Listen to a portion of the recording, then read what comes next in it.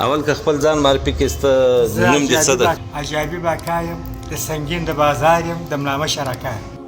حاجي صاحب ما اورېدلي دي چې تاسې د شپږو شهیدانو شویو زامنو پلار یاستئ او د اشغال په مقابل کې مو یو په بل پسې شپږ زامن شهیدان سوي دي. که دغه کیسه راته بیان کړي څه وخت شهیدان سوي دي او چیرې شهیدان سوي دي؟ زما د زوی سره شهید سو، یو واری شهید سو، بیا بل شهید سو، بیا بل شهید سو، بیا بل د چا دغه سره راغی که نومان راته واخلې کم یو و؟ شاولي دی، شیرعلي دی، عبدالغني دی، عبدالباري دی، حضرت عمر دی. او څه وخت شهیدان سوه؟ دا چیرې شهیدان سوه؟ دا د مزمل سره ورسره و، د هغه سره شهیدان سو. یو په دغه ورځ شهید سو، د کاري حضرت سره شهید شو، یو په دغه شپه ورسره شهید سو، یو ته د مخه شهید سو.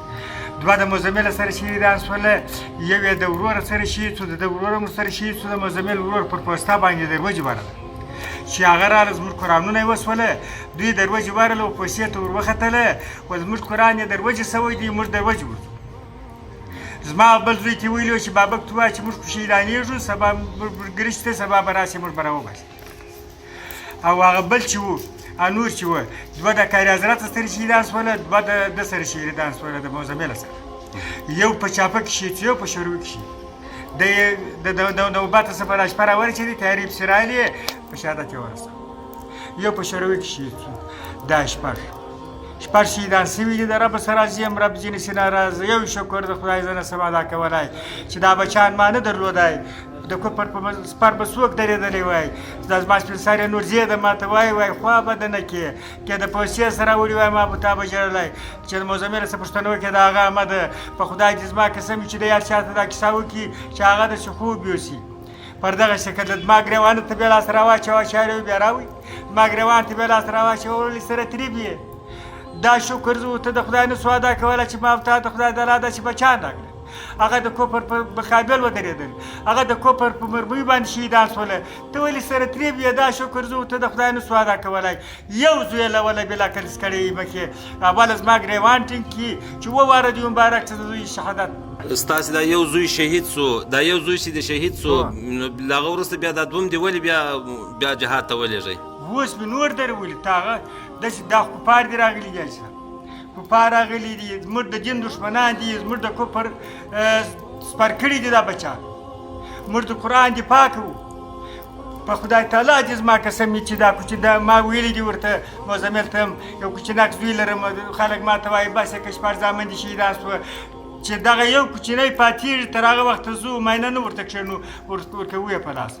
د کفر دفاع ده کوي. خدای تعالی په بله ورځ دا شعر دا پوښتنه زما څه ونه کړي چې بچیان مې درکړه، تا بارات پر څه استعمال کړه، تا په کومه لار استعمال کړه؟ نو موږ ورته وایم تا راکړه، ما ستا په لار استعمال کړه. په خدای دې زما قسم وي چې دغه اوس دغه شهید سو، دا بل مو ورځ تا و زړه یې په ذاته خدای که غوښتي چې وراسي. مور یې باره ورته ویل زویه، باره ورته ویل زویه دا کار مه یې لکه، دا کار دا وتاک مه پرېږدئ. په ورځ دا شعر به مو ځو، دا ستا پلار څه ورته وایي الله تعالی ته چې وایي بچیان مې درکړي وه، تا ولې نصیحت ورته ونه کړي؟ په خدای دې زما قسم کې خوښ وم. ور واموستاوه ولاړه. یو بل مسۍ مې دی دلته اوس وتاک لري په دغه په قرباني غږ کې، هغه مې ورسره واستاوه. ول چې وارو انډیوالانو یې ورته وویل ول موږ وختي لاکه ته ولې نه رالې؟ ول ده باره ورته وویل چې زه اوس څه بلاکه راغلی، زموږ پلار نه پرېښوم پسې راواخېستل، زموږ پلار نه پرېښوم، مور پلار پسې راواخېستل. وروره کفر دی راغلی دی، په دې کې هېڅ شک نشته. دا خبره مه کوئ چې ولې ټپي سوم، ولې بندي سوم، ولې شهید سوم. په خدای دې زما قسم وي که جنګ پر بشري بې پر قرآن ولا که راباندې دي د کفر ولا بلا که میا پر باندې دي. مزمل ته ما ویل مال دا څونه د خدای تعالی فضل دی، مور پلار یې ګرځي د جنګ سره دی نه ځینې ګرځي. و ده ته ما ویل مال که ته پلار درته ویلی چې کفار راله ور ووځه، ته تر شا درېدلی چې ته ولې ور ووځې، دا به موږ شته کولی. دا د څونه د خدای رحم دی، د داسې عالم د خدای او رسول قرآن علیه السلام په روی سره وساتي چې زوی یې ځي د کفر سپر کېږي، د کفر سره جنګ کوي، د قرآن دفاع کوي، او دی ورته زویه قرار کښېنه خپلې شپې شېره به په تا ارام ولاکه وباسي. نو د داسې حال کې موږ ورته چې خدای رسول قرآن علیه السلام په روی سره وساتي. د یو زوی راپاته دی، د بل زوی راپاته دی، د بل لور راپاته ده، بل ته مې واده وکړي کال یې نه کړي ورسره پوره، دوه ته مې کوزېنم.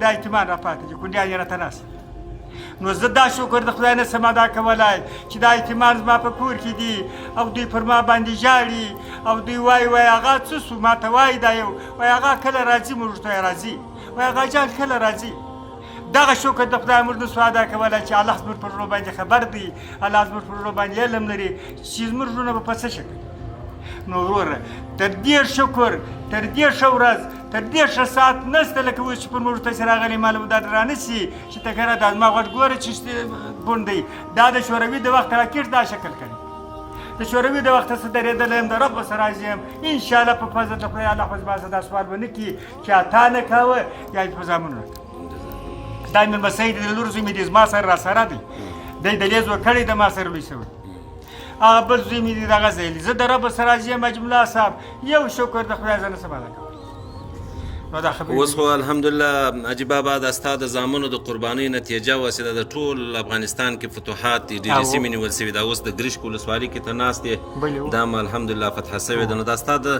زامنو د وینو قرباني وسې دغه کفار الله تعالی مات کړو دوی خو اوس ویل دي چې موږ وځو که چیرې نه وتل د امریکایانو دا کفار بیا ستا څه پیغام دی ورته تر څه وخته به ورسره جنګېږو ما تر هغه وخته پورې دوی ته په خیال کې دی یو کوچنک زوی مې دی دا زما لمسی لیدلی دی تر هغه وخته پورې زه نه ورته کښېنم چې یا خلاصېږي یا کفار وي یا د زامنو څخه خلاصېږم 12 زامن مې 6 شهیدان سوي دي 6 پاته دي او لمسیان مې دا لمسی مې دي بل لمسی مې دي زامن مې اوس هم ولاړ دي لمسیان مې هم ولاړ دي تر هغه وخته پورې زه نه کښېنم چې زه ومنه سره پاتې یم حاجي صاحب ولې دونه غټې قربانۍ ته آماده یې د څه دپاره دا د دغه دپاره آماده یم چې دا زموږ قرآن خرابوي دا زموږ د قرآن په خرابېدو پسې راغلي دي دا زموږ د دین په خرابېدو پسې راغلي دي دا زموږ د قرآن په خرابېدو پسې راغلي یعنې ستا ارمان یو اسلامي نظام ده زما ارمان دغه دی چې ګډ د زامن مې په شهادت ورسېږي او زه خدای تعالی اسلامي نظام ابین ته راولي او خدای تعالی